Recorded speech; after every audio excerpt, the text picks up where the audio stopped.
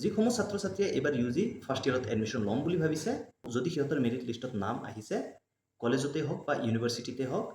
Admission ল'ব যাওঁতে কেইটামান ডকুমেণ্টছ জমা দিব লাগিব। ডকুমেণ্টছ কি লৈ যাব লাগিব তাৰ ভিডিঅ' মই অলৰেডি এই চেনেলত বনাইছোঁ, তোমালোকে গৈ চাই ল'বা। আৰু ইয়াৰ লগতে নতুনকৈ এই বছৰ সংযোজন কৰা এখন form, anti ragging undertaking form, এইখন ফৰ্মো কিন্তু তোমালোকে জমা দিব লাগিব। এইখন ফৰ্ম তোমালোকে অনলাইনত কেনেকৈ ফিল আপ কৰিবা, নিজৰ মোবাইলৰ পৰাই কৰিব পাৰিবা। কেনেকৈ কৰিবা সেইটোৱে এইটো ভিডিঅ'ত দেখুৱাম।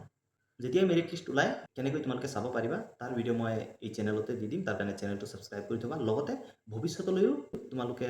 ছাত্ৰ ছাত্ৰীসকলৰ লগত জড়িত থকা আঁচনিসমূহ যেনে নিযুত মইনা আঁচনি বা বাবু আঁচনি, লগতে স্কলাৰশ্বিপ, একাডেমিক ৰিলেটেড যিবিলাক অনলাইনৰ কামসমূহ আছে, যেনে ধৰি লোৱা registration, course selection, form fill up কেনেকৈ কৰিবা তাৰ ভিডিঅ'সমূহ এই চেনেলতে তোমালোকে পাই থাকিবা।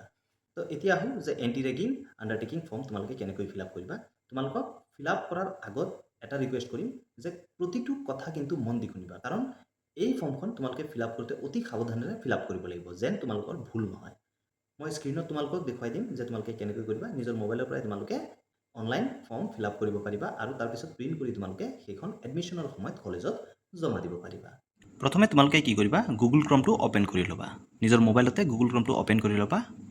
বা এই ভিডিঅ'ৰ ডেছক্ৰিপশ্যন বক্সত এটা লিংক দিয়া আছে, সেই লিংকটোত তোমালোকে ক্লিক কৰি দিবা। ক্লিক কৰি দিলে তোমালোকে এনেকুৱা এখন ইণ্টাৰফেচ পাবা। তাৰপিছত তোমালোকে কি কৰিবা, ক্লিক হিয়াৰ যিটো অপশ্যন দেখা পাইছা, ইয়াত ক্লিক কৰি দিবা। তো ক্লিক কৰি দিলে তোমালোকে এনেকুৱা এখন ইণ্টাৰফেচ দেখা পাবা। তাৰপিছত কি কৰিবা, তোমালোকে এই পপ আপটো ক্ল'জ কৰি দিবা।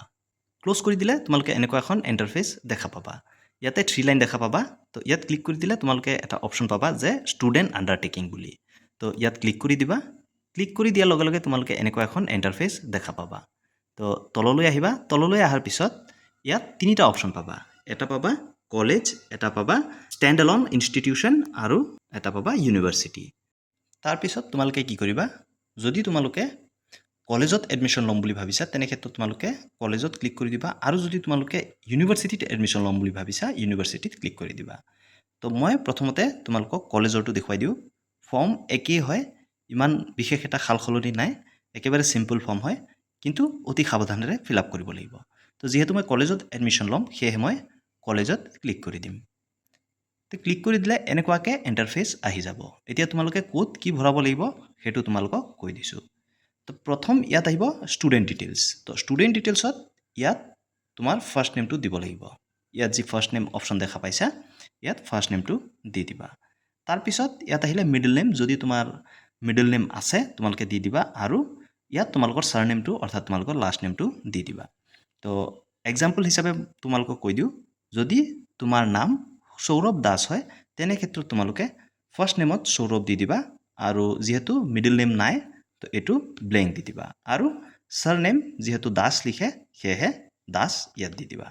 ইয়াৰ পিছত আহিব মোবাইল নাম্বাৰ। তো তোমাৰ যিটো মোবাইল নম্বৰ হয় সেইটো ইয়াত দি দিবা। ইয়াৰ পিছত ইমেইল আইডিটো ইয়াত দি দিবা। তাৰপিছত যদি পুৰুষ হয় তেনে ক্ষেত্ৰত মেল থাকিব দিবা, আৰু যদি ছোৱালী হয় বা মহিলা হয় তেনে ক্ষেত্ৰত ফিমেল দি দিবা, আৰু ট্ৰেন্সজেণ্ডাৰ হ'লে আদাৰ্ছ দি দিবা। তাৰপিছত আহিল চিটি। তো তোমাৰ নিজৰ চিটিখনৰ নাম ইয়াত দি দিবা। তাৰপিছত ইয়াত আহিলে ষ্টেট। তো ষ্টেটটো তোমালোকে কি কৰিবা, ইয়াৰ পৰা চিলেক্ট কৰি দিবা আছাম বুলি। তোমালোকৰ যোনটো ষ্টেটৰ হয় সেইটো দি দিবা আছাম। তাৰপিছত চিলেক্ট নেশ্যনেলিটি, এইটো ইণ্ডিয়ানেই থাকিব বাই ডিফল্ট, তোমাৰ ইয়াত একো সাল সলনি কৰিব নালাগে, যিহেতু তুমি ভাৰতীয় তেনে ক্ষেত্ৰত ইণ্ডিয়ানে থাকিব দিবা। তাৰপিছত ইয়াত আহিল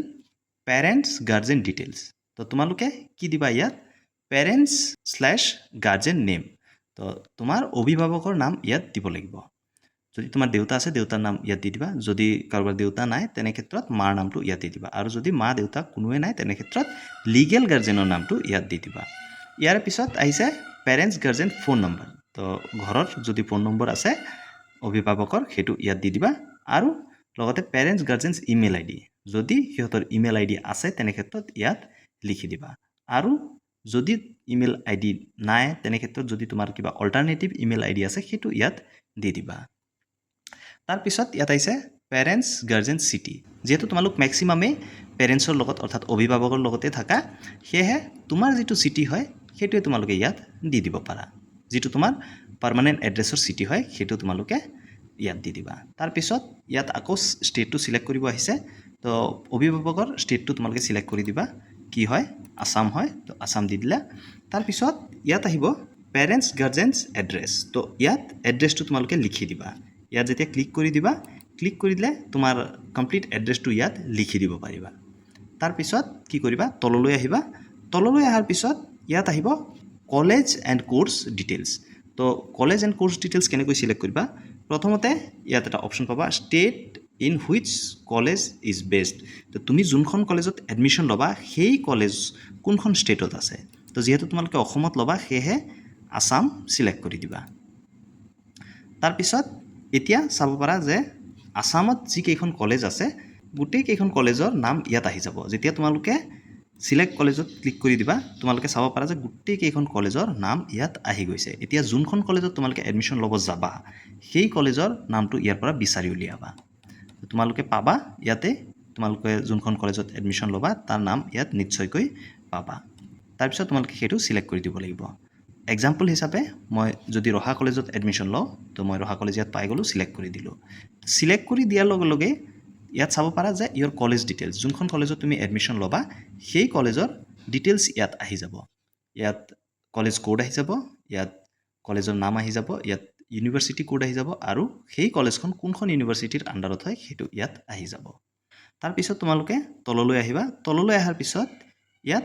আহিছে যে select college first and then fill the following as per the college details তো এতিয়া তোমালোকে কি কৰিব লাগিব এই ডিটেইলছসমূহ দিব লাগিব ইয়াত আহিছে যে কলেজ ডিৰেক্টৰছ নেম তো কলেজৰ ডিৰেক্টৰ তোমালোকে প্ৰিন্সিপালৰ নামটো ইয়াত দি দিবা সেইখন কলেজৰ নেটত সাৰ্চ কৰিলে তোমালোকে পাই যাবা যে প্ৰিন্সিপালৰ নাম কি হয় সেইটো ইয়াত দি দিবা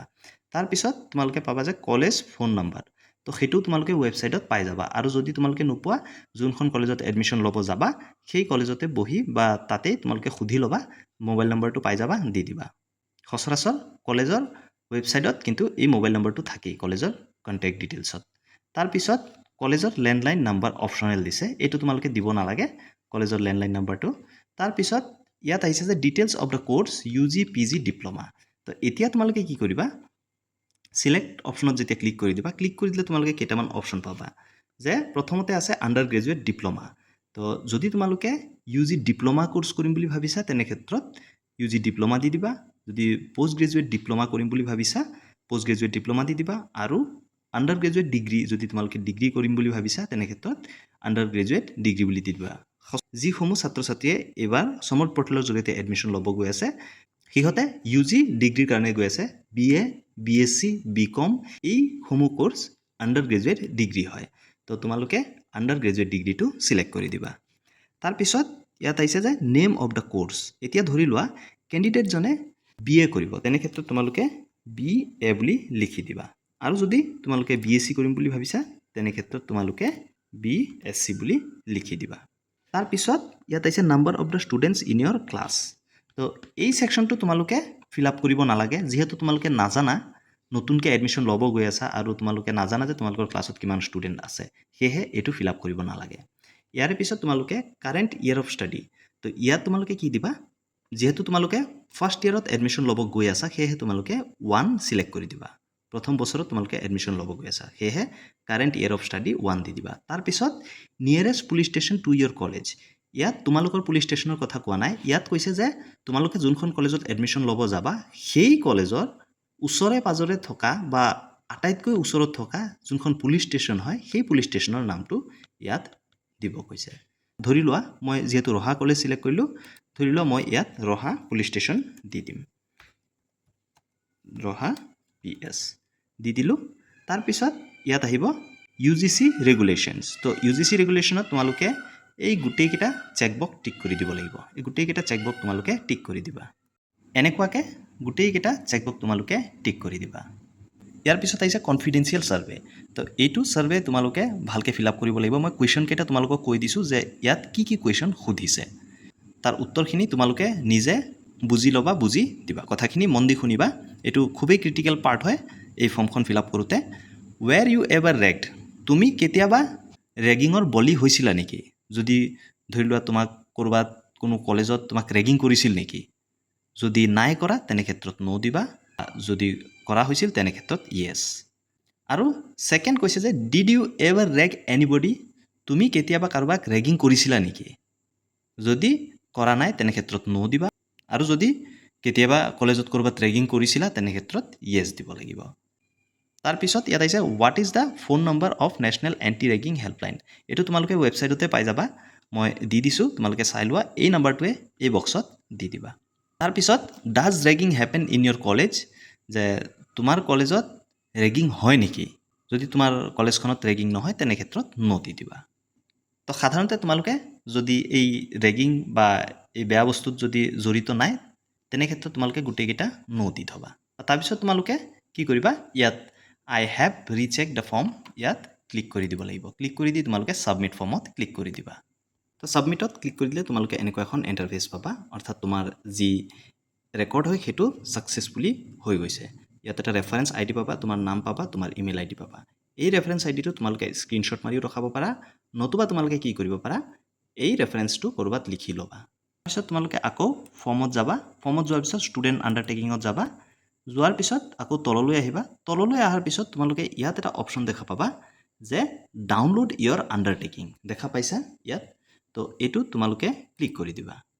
তো ক্লিক কৰি দিলে এনেকুৱাকৈ ইণ্টাৰফেচ আহি যাব তোমালোকে যে এতিয়া আণ্ডাৰটেকিং ফৰ্মখন ফিল আপ কৰিছা সেইটো ডাউনলোড কৰিব লাগিব তো তোমালোকে যোনখন ৰেফাৰেঞ্চ নাম্বাৰ পাইছা যিটো মই লিখি থ'ব ক'লোঁ সেই ৰেফাৰেঞ্চ নাম্বাৰটো ইয়াত দি দিবা আৰু ইয়াত তোমাৰ ৰেজিষ্টাৰ্ড ইমেইল আইডিটো দি দিবা যোনটো ইমেইল আইডি তোমালোকে দিছিলা সেইটো দিবা আৰু ইয়াত ৰেজিষ্টাৰ্ড ফোন নম্বৰটো বা মোবাইল নম্বৰটো ইয়াত দিবা দি ছাবমিটত ক্লিক কৰি দিবা তো ক্লিক কৰি দিলে তোমাৰ যি আণ্ডাৰটেকিং ফৰ্ম হয় সেইখন তোমালোকৰ মোবাইলত ডাউনলোড হৈ যাব আৰু এই ফৰ্মখন তোমালোকে প্ৰিণ্ট আউট কৰি কলেজত এডমিশ্যনৰ সময়ত জমা দিব লাগিব জমা দিয়াৰ আগত তোমালোকে ইয়াত ডেটটো লিখি দিবা আৰু ইয়াত তোমালোকৰ ছিগনেচাৰটো কৰি দিব লাগিব তলৰ যোনখন PDF পাবা যোনখন ছেকেণ্ড পেজ হ'ব তাত তোমালোকৰ পেৰেণ্টছৰ ছিগনেচাৰ লাগিব ইয়াত ডেটটো দি দিবা আৰু ইয়াত ফৰ্মখন ফিল আপ কৰোঁতে যাৰ নাম দিছিলা পেৰেণ্টছৰ ছেকশ্যনত তেখেতৰ ছিগনেচাৰটো ইয়াত লৈ ল'বা লৈ তোমালোকে কলেজত জমা দি দিবা তো আশা কৰোঁ তোমালোকে বুজি পাইছা এডমিশ্যনৰ ৰিগাৰ্ডিং গাইডেঞ্চসমূহ পাই থাকিবলৈ চেনেলটো ছাবস্ক্ৰাইব কৰি থ'বা আগলৈও তোমালোকে একাডেমিক ৰিলেটেড ভিডিঅ'সমূহ এই চেনেলত পাই থাকিবা যদি কিবা তোমালোকৰ ডাউট আছে কমেণ্ট ছেকশ্যনত সুধিবলৈ নাপাহৰিবা আৰু এই ভিডিঅ'টো তোমালোকে তোমালোকৰ বন্ধু বান্ধৱী সকলোৰ লগত শ্বেয়াৰ কৰি দিয়া যেন সিহঁতে ভুল নকৰাকৈ এই এণ্টি ৰেগিং আণ্ডাৰটেকিং ফৰ্মখন ফিল আপ কৰিব পাৰে ধন্যবাদ জয় আই অসম